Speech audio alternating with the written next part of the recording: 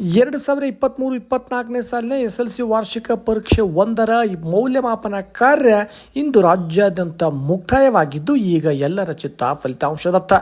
ಹಾಗಾಗಿ ಫಲಿತಾಂಶ ಯಾವಾಗ ಅಂತಕ್ಕಂಥ ಕುತೂಹಲ ವಿದ್ಯಾರ್ಥಿಗಳು ಹಾಗೂ ಪಾಲಕ ಪೋಷಕರನ್ನು ಕಾಡುತ್ತಿದೆ.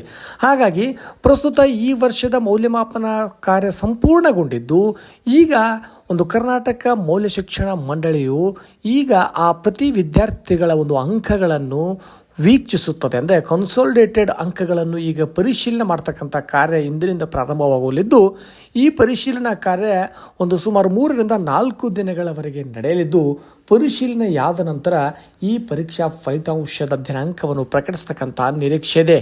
ಏಕೆಂದರೆ ಮೌಲ್ಯಮಾಪನ ಕೇಂದ್ರದಲ್ಲಿ ಮೌಲ್ಯಮಾಪಕರು ವಿದ್ಯಾರ್ಥಿಗಳ ಅಂಕಗಳನ್ನು ಆನ್ಲೈನ್ನಲ್ಲಿ ಎಂಟ್ರಿ ಮಾಡೋದ್ರಿಂದ ಈಗ ಫಲಿತಾಂಶ ಬರ್ತಕ್ಕಂಥದ್ದು ಬಹಳ ಸುಲಭವಾಗಿದ್ದು ಶೀಘ್ರದಲ್ಲೇ ಫಲಿತಾಂಶವನ್ನು ನಿರೀಕ್ಷಿಸಬಹುದಾಗಿದೆ. ಹಾಗಾಗಿ ಪ್ರಸ್ತುತ ವಾರದಲ್ಲೇ SLC ವಾರ್ಷಿಕ ಪರೀಕ್ಷೆ ಫಲಿತಾಂಶ ಬರ್ತಕ್ಕಂಥ ಎಲ್ಲ ಸಂಪೂರ್ಣ ಲಕ್ಷಣಗಳು ಗೋಚರಿಸುತ್ತಿದ್ದು, ಅಂದುಕೊಂಡಂತೆ ಆದರೆ ಏಪ್ರಿಲ್ 30ರಂದೇ SLC ಪರೀಕ್ಷೆ ಫಲಿತಾಂಶವು ಬರಬಹುದು. ಏಕೆಂದರೆ ಈಗಾಗಲೇ ಒಂದು ಮಂಡಳಿ ಹೇಳಿರುವಂತೆ ಏಪ್ರಿಲ್ ಕೊನೆಯ ವಾರ ಇಲ್ಲ ಮೇ ಮೊದಲ ವಾರ ಅಂತ ಹೇಳಿತು. ಹಾಗಾಗಿ ಈ ಮೌಲ್ಯಮಾಪನ ಕಾರಣ ಪೂರ್ಣಗೊಂಡಿರುವ ಹಿನ್ನೆಲೆಯಲ್ಲಿ ಈ ಪ್ರಸ್ತುತ ವಾರದ ಅಂತ್ಯದಲ್ಲೇ ಈ ಪರೀಕ್ಷಾ ಫಲಿತಾಂಶ ಬರ್ತಕ್ಕಂಥ ಸಂಪೂರ್ಣ ನಿರೀಕ್ಷೆ ಇದೆ.